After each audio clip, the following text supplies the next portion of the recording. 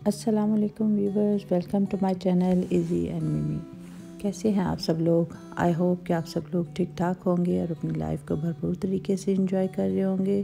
Viewers, आज मैं आप लोगों के साथ कबाब कढ़ाई की रेसिपी शेयर करूंगी। तो आइए रेसिपी की तरफ चलते हैं। बिस्मिल्लाहिर्रहमानिर्रहीम। इसमें कीमा मैंने यूज़ किया है हाफ़ केजी मटन का है। आप चाहे तो बीफ या चिकन का भी यूज़ कर सकते हैं। प्याज मैंने एक बड़े साइज़ का लेके इसको चॉप कर लिया और थोड़ा सा ग्रीन धनिया और पुदीना मैंने लिया है। इसमें 7 से 8 सब्ज़ मिर्चें, 2 tablespoon ginger garlic paste, 1 teaspoon नमक, 1 टेबलस्पून लाल मिर्च, 1 टीस्पून मैंने ज़ीरा यूज़ किया है इसमें, और 1 टेबलस्पून धनिया पाउडर, 1 टेबलस्पून गरम मसाला, 1 अंडा यूज़ करूँगी इसमें। सबसे पहले ग्राइंडर में धनिया, पुदीना, प्याज, सब्ज़ मिर्चें, कीमा,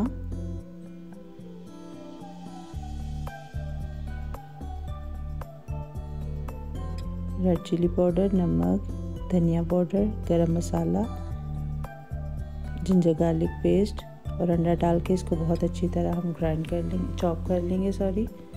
इसको हमें बहुत ही फाइन चॉप करना है, मोटा मोटा नहीं रखना। ये देखिए कीमा बहुत अच्छी तरह फाइन चॉप हो चुके।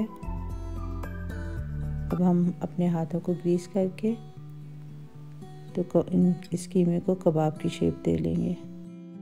सारे कबाब मैंने रेडी कर लिए। अब हम इनको फ्राई कर लेंगे। इसके लिए पैन में मैंने थोड़ा सा ऑयल लिया है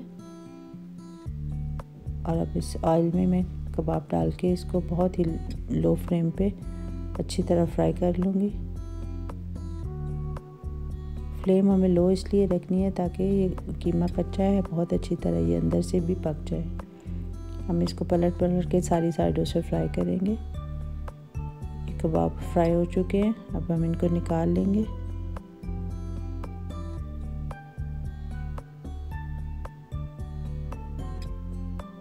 अब हम ग्रेवी तैयार करेंगे इसके लिए एक मैंने बड़ा प्याज लेके इसको बहुत बारीक चॉप कर लिया।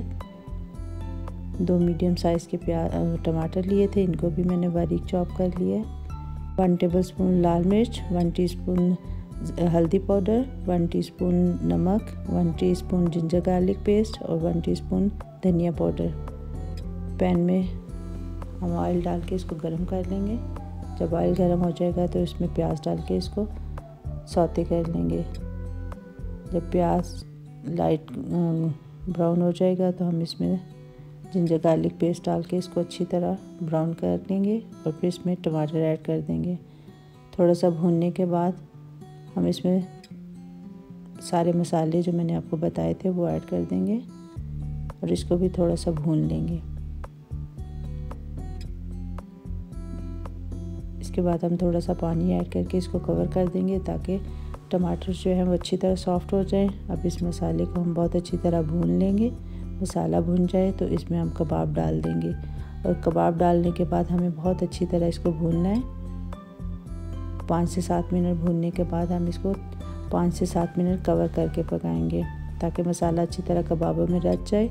अब इसमें हम थोड़ी सी कसूरी मेथी डालेंगे, ये बहुत अच्छी खुशबू देती है।